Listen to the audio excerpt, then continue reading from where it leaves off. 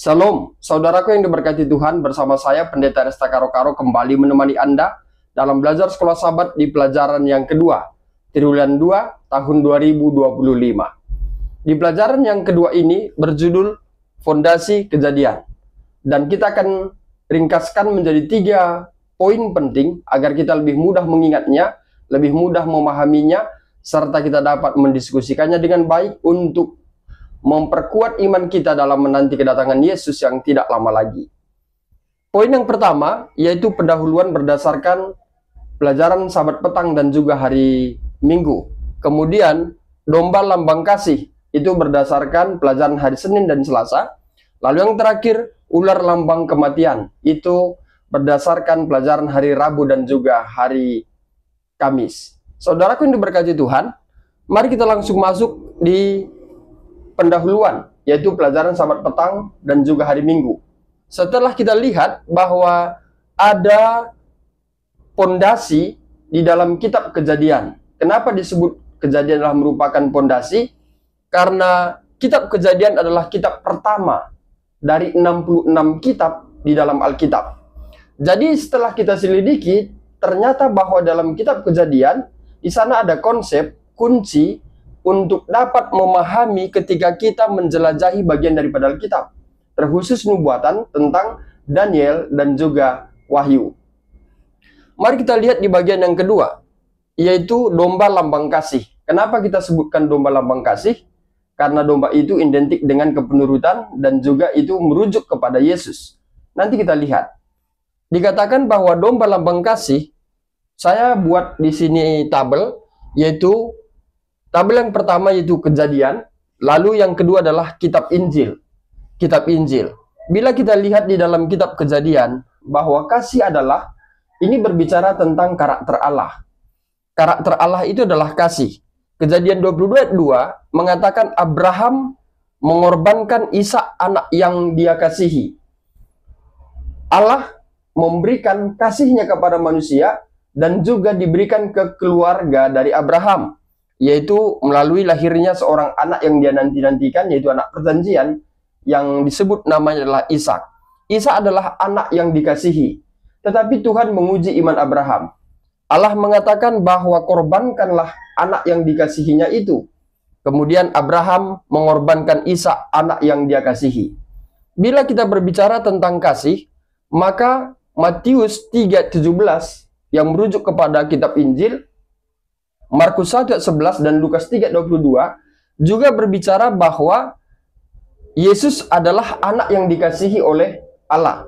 Peristiwanya pada saat Yesus dibaptis, lalu terdengar suara dari sorga mengatakan, "Inilah anakku yang kukasihi, kepadanya lah aku berkenan." Allah adalah Allah yang kasih, dan dia juga memberikan anaknya yang kasih, dan itu adalah Yesus Kristus. Kita kembali ke perjanjian lama, yaitu kitab Kejadian. Pada saat Abraham ingin mengorbankan Ishak di atas gunung Moria, kemudian Kejadian 22:12 Allah berfirman, "Jangan bunuh anak itu," karena Allah hanya ingin melihat iman daripada Abraham. Kejadian 22:16 dikatakan bahwa Abraham tidak segan-segan menyerahkan anak tunggalnya kepada Allah. Dan berbicara tentang anak tunggal, Yohanes 3:16 juga mengatakan, kasih Allah akan dunia ini, maka ia telah mengaruniakan anaknya yang tunggal. Allah adalah Allah yang kasih. Dia mengasihi Abraham. Abraham memiliki anak yang tunggal. Namun Allah juga memperkenalkan adalah Yesus adalah anak yang tunggal. Jadi kitab Kejadian memberikan satu gambaran bahwa melalui keluarga Abraham untuk memperkenalkan Yesus kemudian di dalam kitab Injil. Di dalam kitab Kejadian 22:7, Ishak bertanya, "Di mana anak domba itu? Di mana anak domba itu?" Lalu di ayat yang ke-8, Abraham mengatakan, "Allah menyediakannya." Abraham percaya bahwa Tuhan akan menyediakan domba itu. Bila kita lihat dalam kitab Yohanes 1:29, lihatlah anak domba Allah menghapus dosa manusia. Jadi domba yang disiapkan oleh Allah itu melambangkan Yesus sebagai anak domba yang akan menghapus dosa manusia. Jadi keluarga Abraham, yaitu Ishak, adalah melambangkan atau menggambarkan akan kehadiran Yesus sebagai juru selamat manusia, yaitu anak domba Allah yang menghapus dosa manusia. Sekarang kita masuk di poin yang terakhir, yaitu poin yang ketiga, ular lambang kematian. Dalam kitab Kejadian, kita menemukan dalam Kejadian 2 ayat 17, Allah berfirman kepada Adam dan Hawa.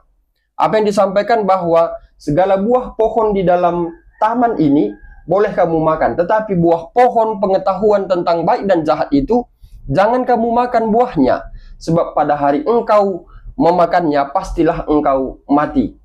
Allah menekankan, memperkenalkan, bila melanggar akan firman Tuhan, maka akibatnya adalah kematian, yaitu maut. Dikatakan pastilah engkau mati. Kemudian dalam kitab Kejadian 3, 4, dan 5, setan memutarbalikkan firman yang telah disampaikan oleh Allah. Setan mengatakan, sekali-kali kamu tidak mati, matamu akan terbuka menjadi seperti Allah, tahu tentang yang baik dan yang jahat. Tentunya dalam hal ini setan menyerupai ular, ya, ular berbicara kepada Hawa. Dan Kejadian 4 ayat 8 sampai 15, kematian pertama terjadi di tengah keluarga Adam, yaitu Kain membunuh Habel. Saudaraku yang diberkati Tuhan, mari kita lihat gambaran daripada kitab Kejadian ini ternyata juga digambarkan dalam kitab Wahyu, bahwa ular yang disebut juga naga itu, Wahyu 12 ayat 3 mengatakan dia adalah naga besar. Dia adalah bapa pendusta. Wahyu 12 ayat 9 juga mengatakan naga besar itu menyesatkan seluruh dunia. Bukan saja Adam dan Hawa, tapi juga sampai kita yang hidup di zaman sekarang ini. Nah, kalau kita sudah mengetahui bahwa setan, yaitu naga besar itu, tugasnya adalah untuk menyesatkan, tentu kita juga harus mengenali dari kitab Kejadian bagaimana pertentangan terus berlanjut, permainan yang telah dilakukan di Taman Eden tidak pernah menyimpang hingga sekarang. Namun, kita dapat melawan dengan kitab suci. Orang Kristen mengenali letak jebakan-jebakan yang dibuat oleh setan. Oleh karena kita memiliki titik acuan yang jelas dalam nubuatan kitab suci. Saudaraku yang diberkati Tuhan, pelajaran kita di pelajaran yang kedua, fondasi Kejadian. Kitab Kejadian adalah merupakan fondasi untuk menggambarkan apa yang akan terjadi di masa yang akan datang, yaitu baik dalam kitab Injil maupun dalam kitab Wahyu. Demikian pelajaran sekolah sahabat kita. Saya Pendeta Rista Karo-Karo pamit undur diri. Akhir kata saya sampaikan, Tuhan Yesus memberkati.